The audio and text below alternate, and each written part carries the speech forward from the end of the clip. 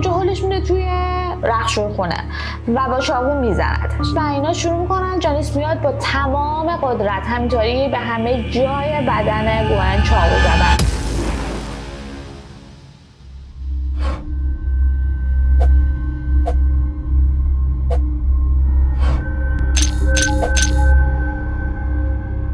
اهلا یوسف پادودو ردیبی من بیسی هستم سوده هستش هملی بوده به کانال میسولیکس خیلی خوش اومده. باز هم با یک داستان جنایی و ترسناک و با کش از این چیزهای دیگه با مسئول ایجاد وحشت سوده. امروز اومدم دوباره با یه داستان قتلی دیگه، با این تفاوت که این داستان خیلی داستان ساده ایه، خیلی قتل ساده ایه، اما در عین حال که خیلی ساده است خیلی خیلی خیلی دردناکه. من این داستان دردناک نمیتونم بفهمم. یعنی خودتونو آماده کنین برای اینکه هر تیکه از این داستان یه چاقو تو قلبه. نه یعنی احساسیه، احساسات آدمو جریه دار میکنه. این داستان که میخوام براتون تعریف کنم درباره یه خانواده به اسم خانواده ماگوارد که فیلیپینی بودن. فیلیپینی خوبه. خوبه. و این داستان مال این اتفاق توی سال 2021 افتاده و اصلا داستان قدیمی نیست، جدید هنوزم خیلی داغه و اینکه گفتم یه ذره داستانای جدید براتون تعریف کنم که خیلی خوبه، بیشتر درگیرتون کنه. خیلی ممنونم. خلاصه که میخوام اول با یه خانواده آشناتون کنم. خانواده ماگوارد. خانواده ماگوارد توی شهری به اسم املنگ توی استان کوتاباتو توی جنوب فیلیپین زندگی میکنه. این خانواده 4 نفره، یعنی 4 نفره، یه مادر پدر 2 تا بچه، یه پسر یه دختر. خیلی خانواده خوشبختی بودن. خیلی یعنی اگه یه تصور درباره یه خانواده میخوان بکنین که خیلی نرمال و خوب و خوشبختن، مشکلاتی ندارن که اذیتشون کنه، میتونین این خانواده رو تصور کنین. پدر خانواده اسمش کروز بوده، معلم دبیرستان، یه معلم خیلی مهربونم بوده. آفرین. و همسرش به اسم لاویرا، اسمش قشنگ نبوده؟ چرا؟ لاویرا که اونم این مدیر مدرسه ابتدایی بوده و اینکه به خاطر اینکه با شوهرش همکار بوده اینطوری با هم آشنا میشن و ازدواج میکنن. توی مدرسه با هم دیگه همکار بودن. آره. ثمره این ازدواج 2 تا بچه بوده. یه دختر بزرگشون که 18 سالش بوده به اسم گوئن که خیلی دوست داره که پرستاری بخونه. و یه پسر کوچیک به اسم لوئیس که 16 سالشه که خیلی دوست داره که توی رشته حقوق درس بخونه. درسته. خلاصه که این از داستان این خانواده. حالا این خانواده رو شناختیم، بریم ببینیم که چه اتفاق عجیبی واسه این خانواده افتاده. 10 دسامبر 2021 ساعت 2:58 پدر خانواده که داشته توی مدرسه برگه‌های امتحانی رو امضا می‌کرده موبایلش زنگ می‌خوره و یه نفر بهش میگه که به خونه دزد اومده و سریع خودتو برسون. خلاصه که همه کار زندگیشو ول میکنه و سریعا خودشو به خونه میرسه. ساعت 3:15 میرسه خونه و در حیاطو باز میکنه و چیزی با صحنه‌ای که بعد مواجه میشده دزدی بوده دیگه. چیزی که خیلی عجیب بوده دزدی نبوده، چیزی که چشش میخوره میبینه که روی زمین یه پتوی خونی افتاده با یه چاقوی خونی نزدیک همون پتوه. خیلی صحنه. و اینکه میره و شروع میکنه در زدن و اینا، سعی میکنه اول در باز کنه، کلید پشت در بوده نمیتونه در باز کنه، همینطوری هی میکوبونه به در و اینا، در کسی در باز نمیکنه و مجبور میشه از در پشتی وارد بشن. وقتی که وارد خونه میشه چیزی که خیلی براش عجیب بوده اینه که بوی خیلی زیادی از خون میومده، بوی تند خون میومده و وقتی که وارد حال میشه صحنه‌ای که میبینه خیلی عجیبه. چی؟ که 2 تا بچه‌هاش با فاصله مثلا یکم این بر اون برتر افتادن و غرق در خونه. دختر بزرگش دم در اتاق افتاده بوده در حالی که جایی توی بدنش نبوده که چاقو نخورده باشه و پسرش هم لوئیس همینطور، اونم به همه جای بدنش چاقو خورده بوده، با این تفاوت که دهن و دستای لوئیس بسته بوده.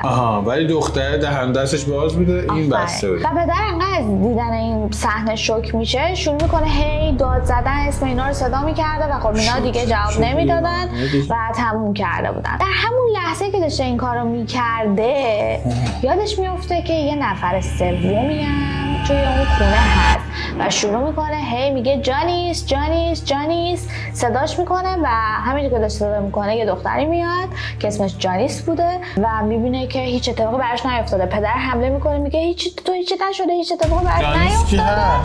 الان تعریف کنم. و میگه که هیچ اتفاقی نیفتاده، میگه نه من همون بودم و موهاشم خیس بوده. میگه من این همه صدا میکردم این اتفاق، میگه من نشنیدم، من همون بودم. و پدرش هم میبینه که این موهاش خیسه و مثلا واقعا همون بوده، حرفشو باور میکنه. تا اینجا داستان الان براتون سوال پیش اومده که جانیس کیه؟ چرا ما راجبش حرف نزدیم؟ چرا هیچی نگفتیم؟ پس بریم ببینید فعلا جانیس کیه تا بهتون بگم. کسی که میخوام بگم براتون تعریف کنم اسمش جانیس. جانیس یه دختر 17 ساله است که بسیار صورت فرشته‌گونه‌ای داشته. یعنی خیلی قیافه مهربونی داره و خیلی ملیحه و خیلی دختر مثلا گوگولی و موچیه. آره. و اینکه در اصل دختر واقعی این خانواده نیست. توی ماه جولای همون 2021 درست 5 ماه قبل از اینکه این اتفاق برای خانواده بیفته این دختر رو به فرزندی قبول میکنن. اولش خانواده نمیخواستن قبول کنن، گفتن بابا ما که 2 تا بچه‌مون رو داریم، سن بچه‌هامون هم مثلا یه جوریه که اصلا دیگه از آب و گل در اومدن اوکی ان و اینا، برای چی یه دختر 17 ساله رو بیاریم؟ اما گوئن خیلی اصرار داشته که جانیس بیاد و به این خانواده اضافه شه. گوئن و جانیس با هم دیگه توی کلیسا، توی کلیسا با هم دیگه دوست شده بودن و خیلی رابطه خیلی خوبی با هم دیگه داشتن و از نظر دختر خانواده گوئن یعنی جانیس خیلی دختر ملیح و مهربون و با ادبی بوده و داستانی که جانیس تعریف میکنه برای گوئن این بوده که میگه که آره من خانواده خیلی فقیری داشتم و خانواده‌ام بر اثر گشنگی و کمپولی و مثلا پول نداشتن و اینا فقر آره از دست دادمشون و من الان یه دختر فقیرم و همه پولی که الان دارم، حمایتی که دارم میشم از سمت دولته، اما یه مشکل بزرگی دارم، اونم اینه که من تا چند ماه دیگه 18 سالم میشه و دولت دیگه این حمایت رو از من نمیکنه و من نمیدونم باید چیکار کنم. گوئن کی بوده؟ دختر خانواده بوده. و خلاصه که خیلی گوئن دلش میسوزه برای این و میاد هی اصرار و با کلی حرف و اینا مامانش رو راضی میکنه که اینو قبولش کنه و پدر خانواده میگه که آره اشکال نداره، تهش نه که یه بشقابه دیگه سر میز اضافه میشه. این مثلا گفته که بیاد با تو هم باشه و لباس من و گوئن هم گفته آره مثلا اینجوریه که مثلا این تو خونه بهمون کمک میکنه، تو درسای من خیلی بهم کمک میکنه و اینا، جانیس رو بیاریم پیش خودم. آره.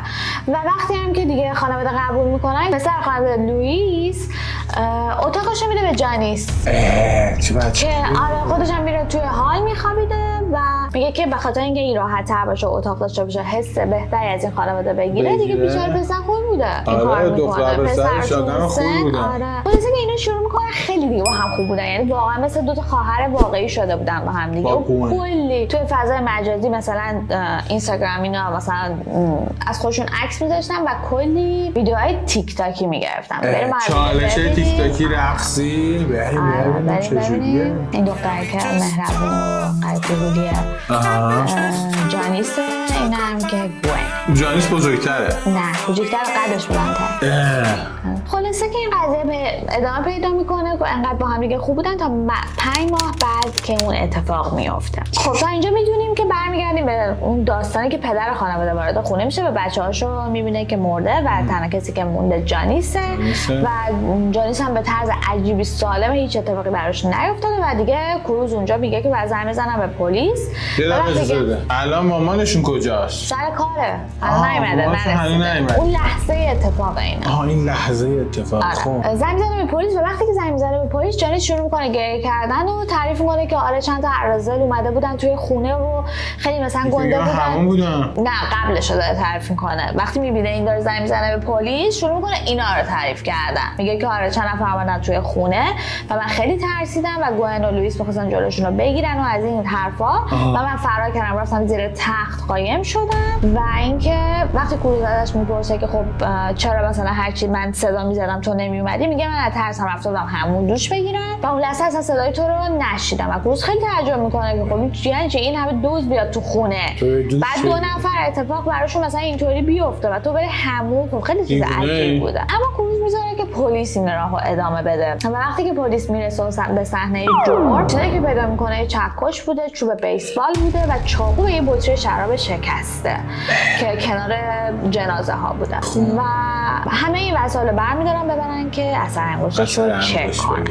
بعد از اون کروز میگه که وسایل خونه‌ش رو بررسی کنه، مثلا به کروز میگن برو وسایل خونه رو بررسی کن ببین اینا به قصد دزدی اومدن دیگه، کسی که گفته بهشون چیزی برداشته یا بر نداشته. و میرسیم به اینجایی که ببینیم جانیس چی به پلیس گفته و در اون حالت هم کروز داره میگرده که ببینه خونه چیزی گم شده یا نشده. چیزی که جانیس تعریف میکنه برای پلیس میگه که خودشو گوهن تو اتاق داشتن درس میخوندن و لوئیس توی حال نشسته بوده و یه صدای خیلی داد و بیدادی از بیرون میاد و اینا یهو میفهمن که صدا مال لوئیس بوده و گوهن میگه که باید بریم نجاتش بدیم، مثلا بدویم با هم دیگه بریم بیرون و نجاتش بدیم و این هی میگفته که نه بذار ببینیم مثلا به مامان بگیم به بابا بگیم. اینا مثلا ترسیده بودن دیگه، می‌خواسته بگه من خیلی ترسیده بودم و میگه که من اون لحظه انقدر ترسیده بودم بدوی رفتم زیر تخت قایم شدم و گوهن رفته که لوئیس رو نجات بده و من رفتم زیر تخت و اون موقع به لاورا مسیج میده میگه که مثلا دزد اومده و ما به کمک احتیاج داریم و بیا خونه و میگه که خب اون نشنیده بوده مثلا که واقعا هم مسیج داده بوده جلوتر براتون میگم. ای بابا.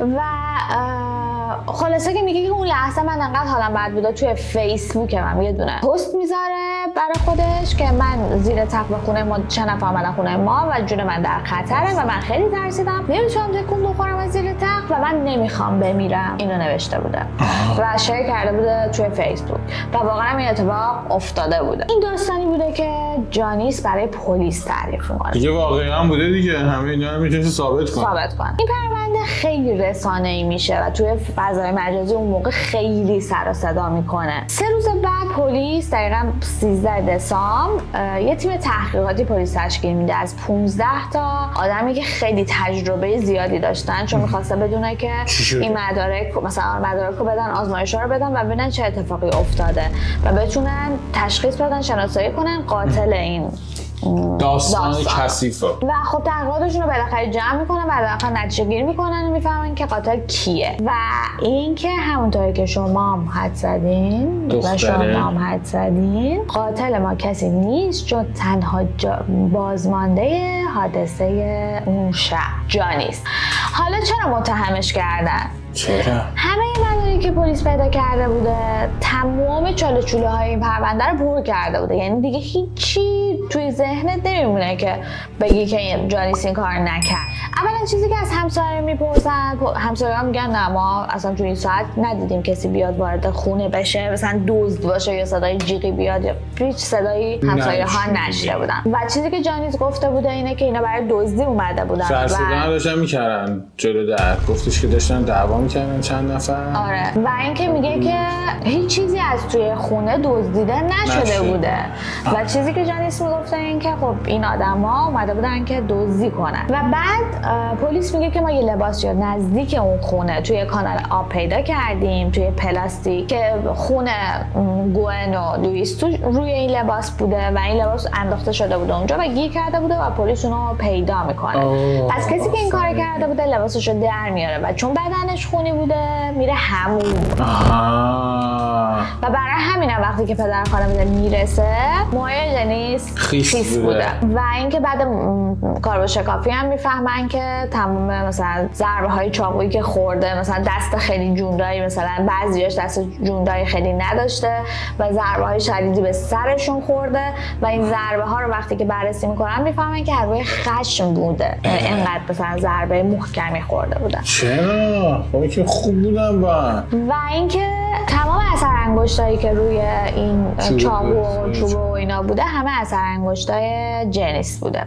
خب چرا اونا رو پاک نکرده بوده؟ نمیدونم. چرا وقت حالا مورد بعدی این بوده که تمام چیزایی که پیدا کرده بودن از چوب بیسبال و مثلا چاقو و اینا همه مال خود اون خونه بوده. خب کسی که بخواد بیاد دزدی قطعا با خودش آره دیگه مثلا 4 تا چاقو میاره، یه چیزی با خودش، تفنگ، چیزی میاره با خودش. چکش که مال کروز بوده که ابزار روزانه‌اش بوده که استفاده می‌کرد و توی کشو اتاق رخش و خونه گذاشته بودتش و گوئن و جانیس هم میدونستن. جانیس هم خیلی کمک می‌کرد تو کار خونه، میدونسته که توی اون قسمت رخش و خونه است. چوب بیسبال هم مال لوئیس بوده که بالای تخت لوئیس 2 طبقه بوده، این میذاشته طبقه بالا چوب بیسبال رو انقدر دوست داشته و وقتی هم که جانیس میاد اتاقو میدن به اون دیگه. آفرین. و این دیگه میدونسته که اون اونجاست. و چاقو هم که چاقوی خونه بوده، چاقو آشپزخونه. خب خلاصه که دیگه چهره واقعی این دختر معلوم میشه. آره خب چرا؟ دیگه میبینین که بعد یه آدمی که 5 ماه با یه خانواده زندگی کرده و این خانواده هیچ چیزی از این دختر، حتی حتی داد، حتی ناراحتی، هیچی از این آدم ندیدم و از نظرشون خیلی دختره، یعنی بامزه‌ای بوده و بهش میگفتن فرشته به خاطر اینکه انقدر مهربون بوده. چطوریه که یهو اون نقاب از صورتش برمی‌داره و برعکسش آره کثافت. خلاصه که ماجرا این قتل همش سر یه دختر 17 ساله بوده که کاملا برنامه‌ریزی شده بوده و میخوایم ببینیم که وقتی که تمام مدارکو به این دختر نشون میدن عکس العملش چی بوده. خب قطعا که اولش قبول نمی‌کرده دیگه. اولش میگفت که نه نمیدونم طبیعیه دیگه، هیچ کسی اولش مثلا قبول نمیکنه این کار کنه. 18 دسامبر درست 8 روز بعد از این قضیه بالاخره تصمیم میگیره که اعتراف کنه و میگه که گوئن و لوئیس رو من کشتم اما یه همدست داشتم. حالا همدسته که یه پسری که 17 سالش بوده، اونم که نگهبان بوده تو همون بخش کلیسا که گوئن و جانیس با همونجا آشنا شدن و وعده‌ای که جانیس به این پسر داده بوده این بوده که من این کارو میکنم و من میشم تک فرزند این خانواده و کلی پول به دستم میرسه و من میتونم این پولو به تو هم بدم و به تو کمک مالی کنم چون که من از این 2 نفر متنفرم. چرا این کار کرده؟ از 2 تا بچه ها؟ آره. خب خیلی به گوئن حسودی میکرده و خیلی دلش میخواسته که جای گوئن رو بگیره و تعریف میکنه که نقشش اینجوری بوده که جانیس هوای گوئن رو پرت میکنه، حواس گوئن رو پرت میکنه و میبردش توی اتاق خواب تا سرگرم بشه. همین موقع هم پسر از اون در، پسر همدست از اون در میاد تو و لوئیس تو حال خوابیده بوده و اول با 2 تا ضربه چاقو میزنه به گردن لوئیس. آره. و وقتی که دیگه میبینه که داره سر صدا میکنه و مثلا چیز میکنه شروع میکنه به بستنش، برای همین لوئیس بسته بوده و شروع میکنه به بستنش و گوئن صدا رو میشنوه و بهش میگه که به جانیس میگه که بیا بریم ببینیم چه اتفاقی افتاده. یه سری از این داستانا رو خود جانیس تعریف کرده بود ولی یه شکل دیگه. آفرین. یعنی میگفت دزد اومده بود که ما این کار کردیم ولی واقعا همین اتفاق افتاده بود. و جانیس میگه که نه مثلا صبر کن بذار ببینیم چی میشه فلان اینا. گوئن اصلا گوش نمیده، در باز میکنه، از اتاق میاد بیرون و وقتی که میرسه دم رخش خونه برمیگرده ببینه که جانیس اومده یا نه، میبینه چیز جانیس نیومده و خیلی تعجب میکنه، باز میره. خب میترسیده اونم دیگه به خاطر ببینه که مثلا 2 تایی با هم بیشتر بهتر بوده دیگه. خلاصه که پسر همونجا هولش میده توی رخش خونه و با چاقو میزنتش و اینا شروع میکنن. جانیس میاد با تمام قدرت همینطوری به همه جای بدن گوئن چاقو زدن و وقتی که میبینن که گوئن نمرده شروع میکنه هی با چوب بیسبال زدن تو سر گوئن و بعد میبینه باز نمرده، شیشه شراب برداره میتونه تو سرش. چرا؟ و چیزی که خودش تعریف میکنه که خیلی اینجاش برای من دردناک بود وقتی که خوندم، انقدر این دختر باور نمیکرده که جانیس این کارو باهاش بکنه. توی اعترافش خودش میگه که لحظه‌ای که داشته میمرده هی تکرار میکرده که من خوابم بیدار میشم، هی اینو تکرار میکرده و هی میگفته که جانیس من قراره به زودی دکتر بشم. خیلی دردناک بوده این لحظه. و آخرین چیزی که جانیس میگه موقعی که داشته دیگه تموم میکرده به جانیس میگه دوست دارم. نه بابا، خب آخه چرا این کارو کرده؟ دلش میخواسته که جای گوئن رو بگیره، حسودی میکرده و بعد اینکه همه اعترافات جانیسا میشنون و اینا. کروس با شنیدن این اعترافات خیلی خیلی شوکه میشه و یادش میفته که روز حادثه وقتی که اینا داشتن صبحونه میخوردن و از خونه میرفتن بیرون، کروز و مادره رو پدر مادر صدا کرده برای اولین بار و این خودش یه هشدار بوده و اینا خیلی هم جا خوردن که این چرا به ما گفت مادر پدر. و این خودش نشون داده بوده که میخواد یه اتفاق اون روز بیفته و خب اینا نمیدونستن که این اتفاق میفته دیگه. و خب خیلی پشیمون بودن به خاطر اینکه هیچ تحقیقی راجع به این دختر نکرده بودن و به واقعیت گول ظاهرش رو خورده بودن. یعنی چون چهره‌ای داشته که خیلی معصوم بوده و دختر 17 ساله قطعا معصومه، خیلی دلشون سوخته و تحقیق نکردن. پلیس میاد راجع به گذشته این دختر تحقیق میکنه. جالب‌ترین قسمتش اینه که میفهمن که نه اصلا یتیم نبوده، هم پدر مادر داشته هم خواهر برادر داشته، اما واقعا خانواده فقیری بودن. توی سال 2013 از خونه فرار کرده بودن و اینها بارها توی تلویزیون توی جای مختلف عکسش رو پخش کرده بودن و هیچ کس نفهمیده که این دختر خیلی سنش کم بوده فرار کرده. خب همینو بهت نشون بدم. 2021 این اتفاق افتاده باشه، 2013 تا 2020 7 سال 8 سال، یعنی 9 سالش بوده از خونه فرار کرده. سال 2013 یه اخباری منتشر میشه که یه دختر بچه رو توی کشتی پیدا کردن که نمیدونن خانواده داره، خانواده ولش کرده، گم شده، چیه نمیدونستن. و بعد از سالیان سال تو 2021 مشخص میشه که این دختر بچه‌ای که عکسشو داری میبینی آره همون دختر بچه است. خب من باباشم دنبالش نمیرن. فرار کرده. پدرش خیلی معتاد بوده، معتاد شدیدی بوده، خانواده‌اش هم فقیر بودن دیگه، نتونستن پیداش کنن دیگه. دختر 9 ساله نمیخواستن. اینا تو اخبار من نشونش نده، تو اخبار نشونش داده دیگه. اینا نمیخواستن دیگه برن این بچه رو گردن بگیرن. خلاصه که 7 مارس دادگاه حکم این 2 نفر رو میده و میگه که چون زیر سن قانونی هستن، هنوز 17 سالشونه و 18 سالشون نشده، باید صبر کنیم که نمیتونن کیس بری. آره برای همین مجبور میشن که 18 سالشون بشه و تو سال 2022 به خاطر قتلی که انجام داده بودن هر کدوم به 17 سال زندان محکوم میشن. و اینکه مادر پدر این بچه‌ها خیلی ناراحت بودن و همچنان هم خیلی شرایط بدی دارن به خاطر اینکه همش مقصر خودشون رو میدونن و میگن که ما باید تحقیق میکردیم و میدونستیم که حالا هر کس به هر کسی اعتماد نکنین. و اینکه خب یه هشتگ هم برای اینا ساخته شده به خاطر ویدیوشون رو گذاشتن تیک تاکشون رو، حالا این ویدیو رو ببینین چجوریه. و اینو همه هشتگ گذاری کردن که از روی ظاهر کسی رو قضاوت نکنین. آفرین، هشتگ خوبیه. کسی رو از روی ظاهرش قضاوت نکنین، واقعا نکنین، چون واقعا آدم عکساشو میبینه مثلا قیافه‌شو میبینه اصلا به نظر نمیاد فکر نمی‌کردی اینقدر آدم پست و پلیدی باشه. آره. بعد از دیدن این ویدیو باید بریم توی این کانالمون و ویدیوهای خنده‌دار ببینید، یه خود رویاتون شاد بشه. یادتون نره که کامنت بزنید، نظرتون راجع به این قتل بگین، کلا راجع به هر پرونده‌ای که دوست داشتین ما بیشتر راجعش بدونیم یا هر نظری که داشتین حتما زیر کامنت بکنید، سابسکرایب بکنید، زنگوله رو لایک کنید، دیگه هر کاری که بلدین بکنید. مواظب خودتون باشین. ماشین هستین. خداحافظ.